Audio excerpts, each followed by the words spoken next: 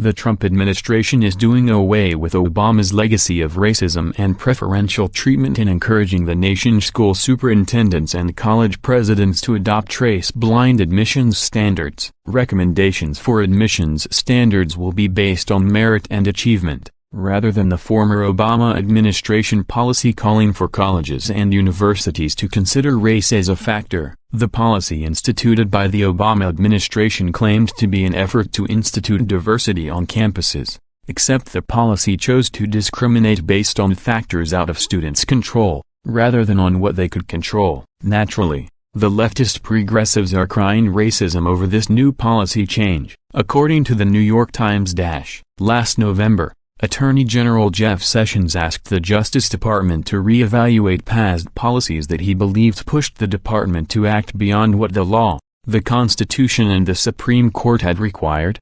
Devin M. O'Malley, a Justice Department spokesman, said. As part of that process, the Justice Department rescinded 7 policy guidances from the Education Department's Civil Rights Division on Tuesday. The executive branch cannot circumvent Congress or the courts by creating guidance that goes beyond the law and, in some instances, stays on the books for decades, Mr. O'Malley said. The Supreme Court has steadily narrowed the ways that schools can consider race when trying to diversify their student bodies, but it has not banned the practice. Now, affirmative action is at a crossroads. The Trump administration is moving against any use of race as a measurement of diversity in education, and the retirement of Justice Anthony M. Kennedy at the end of this month will leave the court without its swing vote on affirmative action and allow President Trump to nominate a justice opposed to a policy that for decades has tried to integrate elite educational institutions. A highly anticipated case is pitting Harvard against Asian American students who say one of the nation's most prestigious institutions has systematically excluded some Asian American applicants to maintain slots for students of other races. That case is clearly aimed at the Supreme Court. The whole issue of using race in education is being looked at with a new eye in light of the fact that it's not just white students being discriminated against,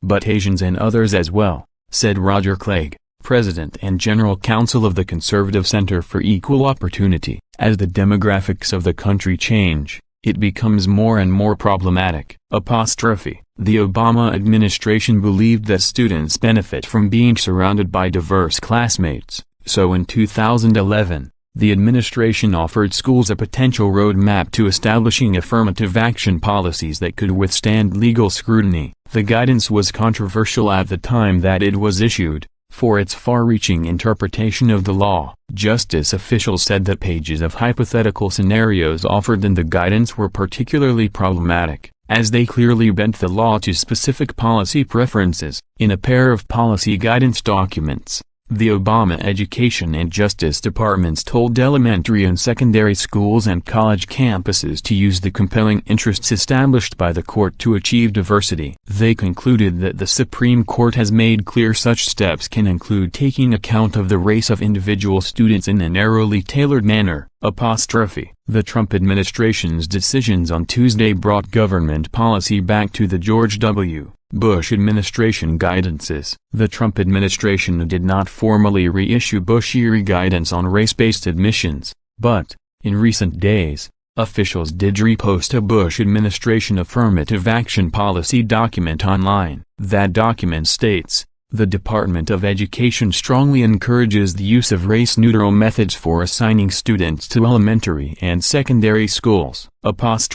For the past several years, that document had been replaced by a note declaring that the policy had been withdrawn. The Bush policy is now published in full, with no note attached. It reaffirmed its view in 2016 after a Supreme Court ruling that said that schools could consider race as one factor among many.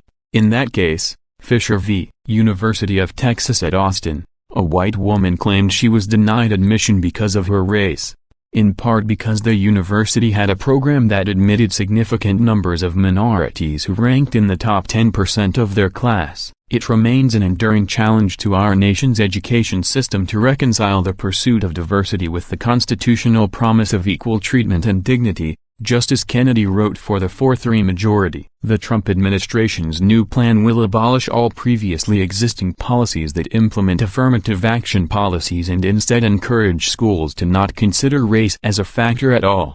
It would not have the force of law behind it, but it would be considered the official policy of the federal government. Those school officials that chose to continue admissions practices in accordance with the Obama administration's affirmative action policies would continue at their own risk, knowing they could potentially face an investigation by the Department of Justice or potential lawsuit, as well as risk the loss of future federal funding from the Department of Education.